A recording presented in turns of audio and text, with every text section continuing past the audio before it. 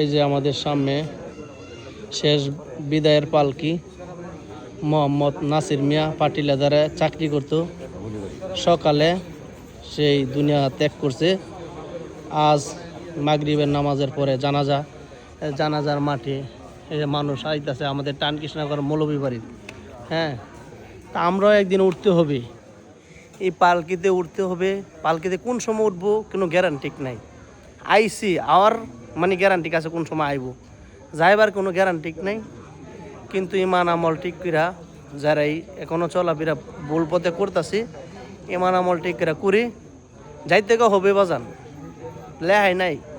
আর যা দুনিয়ার মাঝে যদি কোনো কুকর্ম কইরা থাকি, কবরে শোয়ার 40 কদম পরে হয়ে আমাদের সওয়াল জবাব হবে। প্রত্যেকটা দেখা গেল দুনিয়াত কি কুকর্ম করছি এগুলার হিসাব নিকাশ নিবে। এই জন্য আমরা সবাই ভালো হয়ে চলবো, সবাই সুদ ঘুষ থেকে বিরত থাকবো। সবাই দেখা গেল যারা আসি ভাই বোনের সাথে মিলমিশায় চলবো, কারোর সাথে হিংসামি দুশ্মনী লাগবো না।